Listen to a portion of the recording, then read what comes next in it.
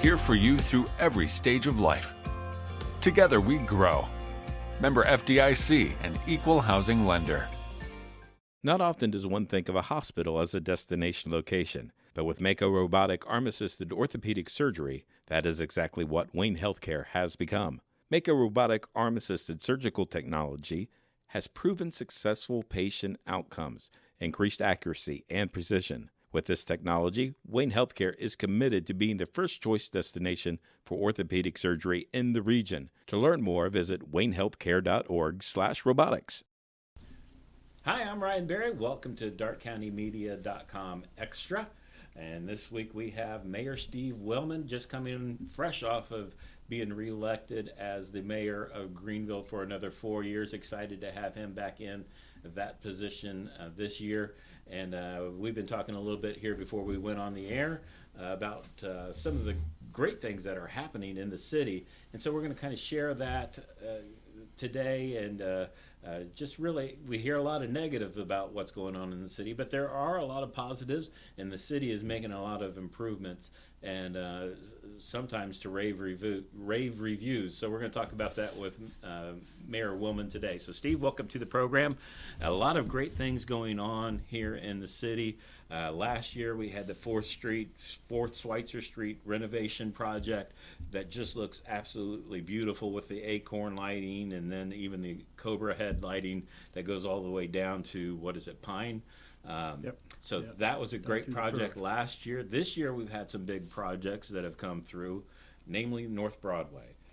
Talk a little bit about North Broadway, and what is your assessment of how it looks, and is it done, or are they still doing a few things on it? There's a few little items on a bucket list. We kind of ran out of good days here with the storm we had.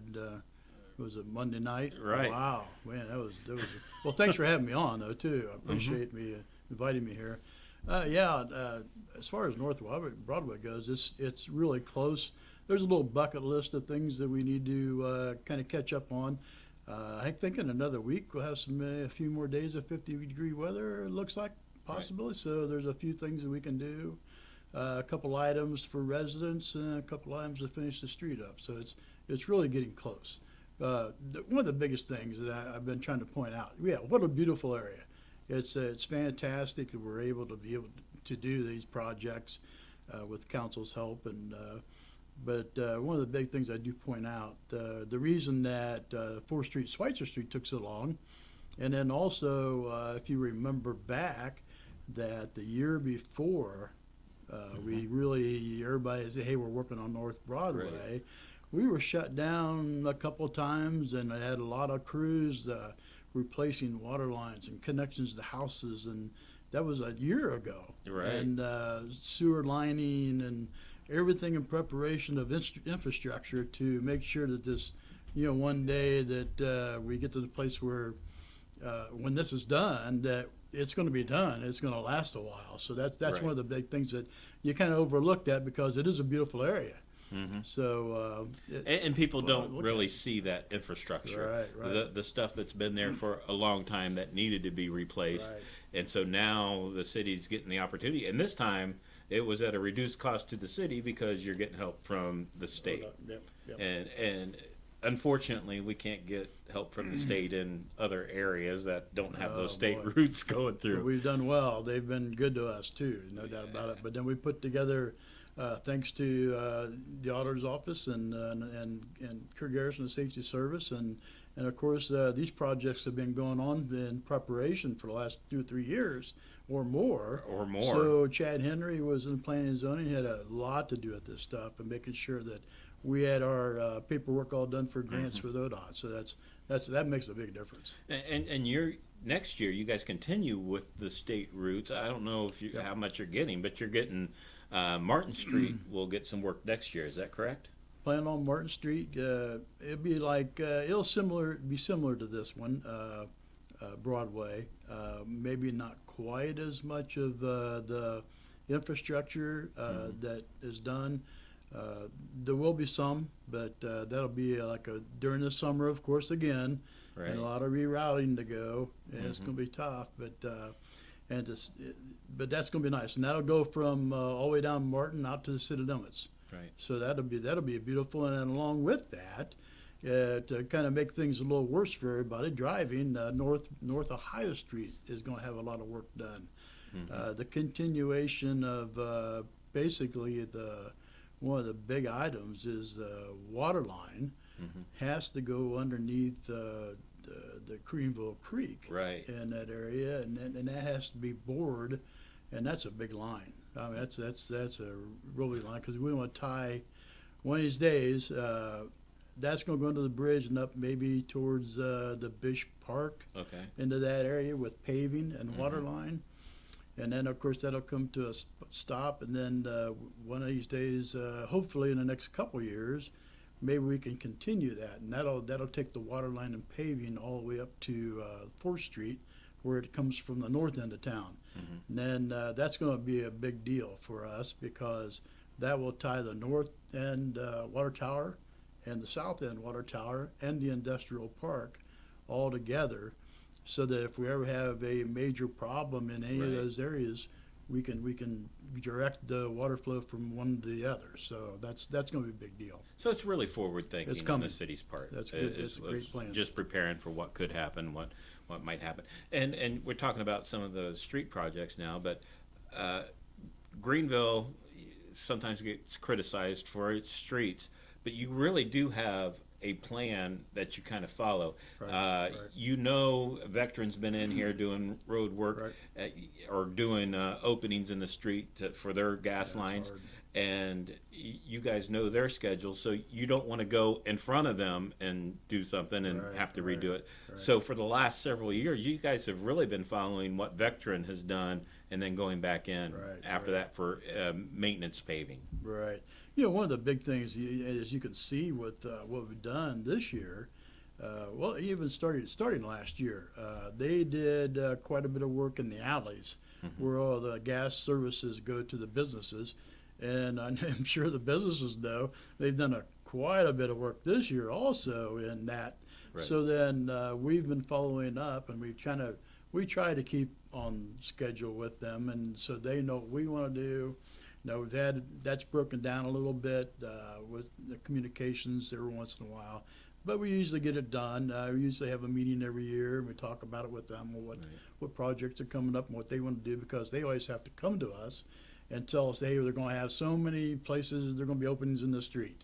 So as you can see, they were working in quite a few places in town, and we were able to come back through and pave all the major parking lots and add street lighting in back there. And that's another thing that's pretty nice. Which has been great for downtown. Pretty nice.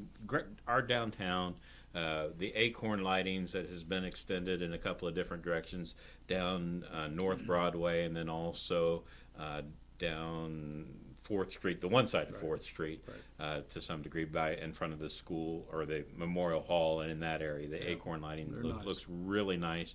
Now you've got the urban park here across from us, and then the parking lots now look amazing.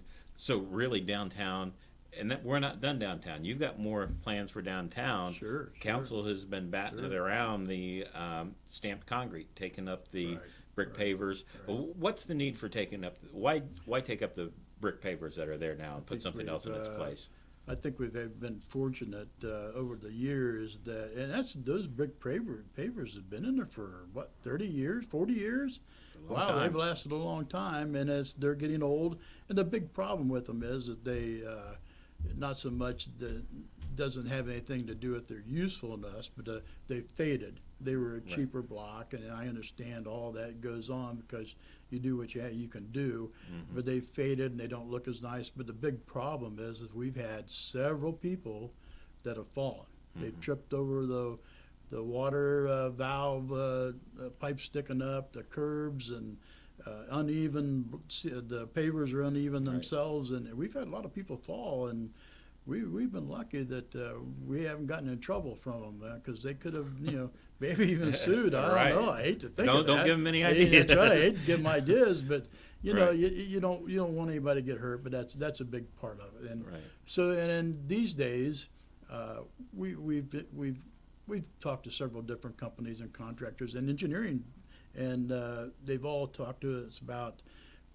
stamping concrete. Mm-hmm. And years ago, it was kind of like you didn't want to do it because it chips and it cracks, and then you see the other color of Right. seam underneath. Well, nowadays you can color the cement so the colors clear through. You can put some good sealers on it, and it helps them last, and it doesn't fade that way.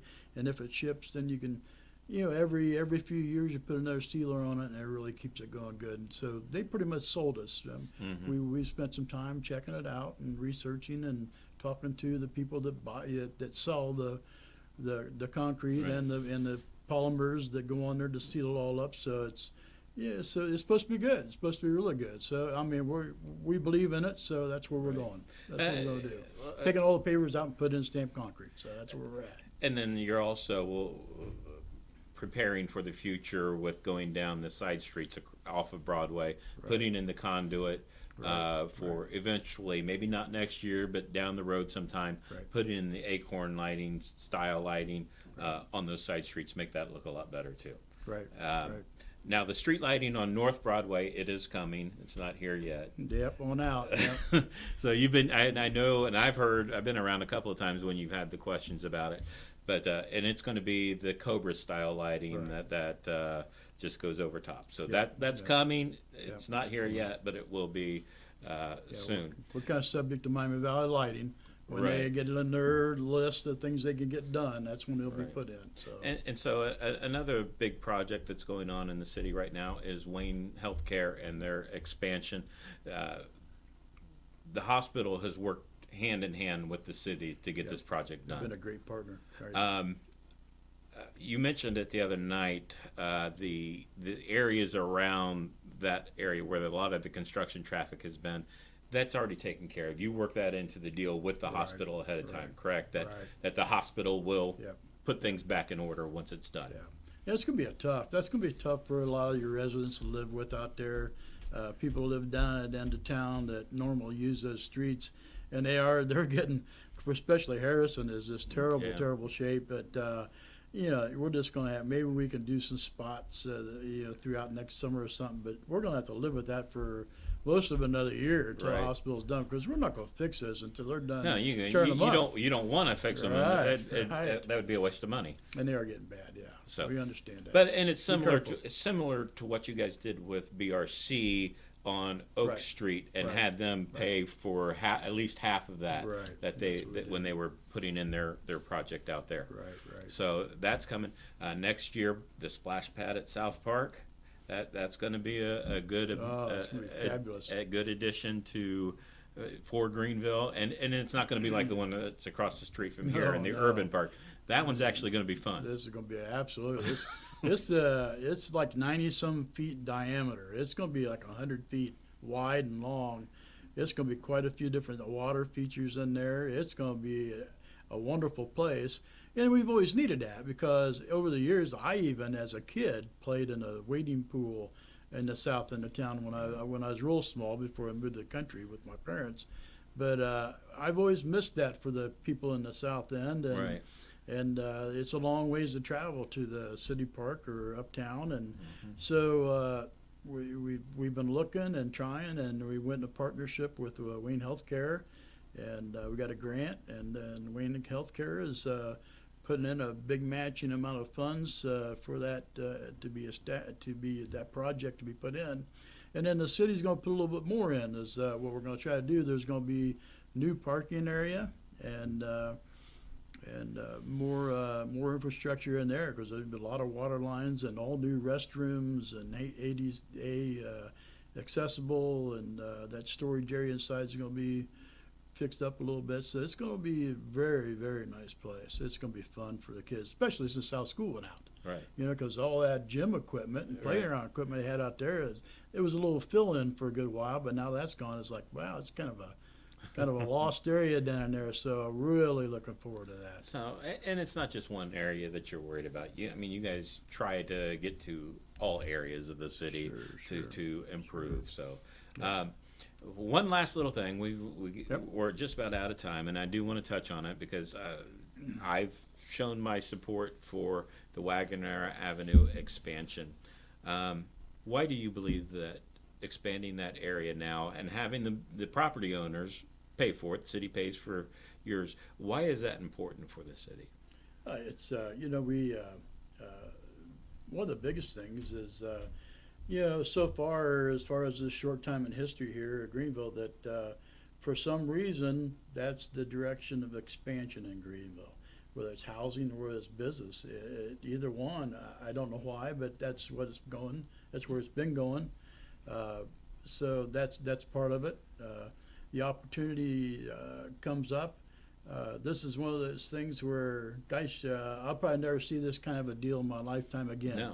You can see grants, like we're doing our streets and stuff, but as far as a deal like this comes up, where the property owners all understand that this is why they're there.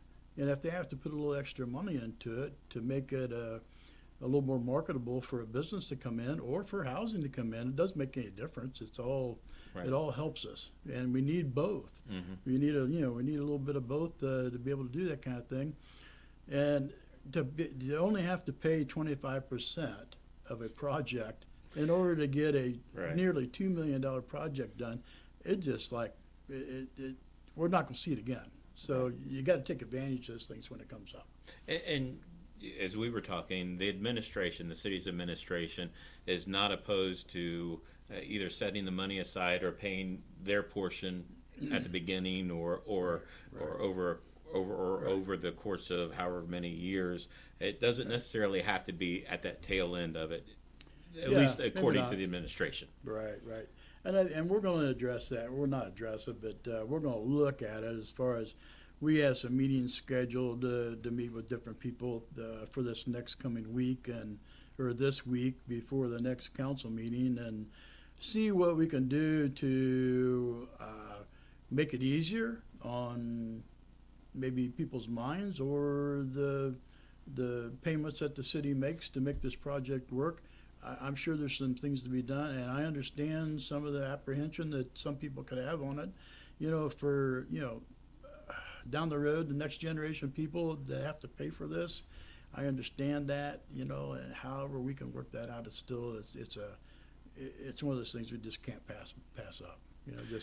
Wow. We can maybe do something different, but we got to look at it and find out. I'll editorialize here a little bit just because I've already done that. Around a little but the city's portion, doing it now, it's going to be a whole lot cheaper to do it now than 25 years from now.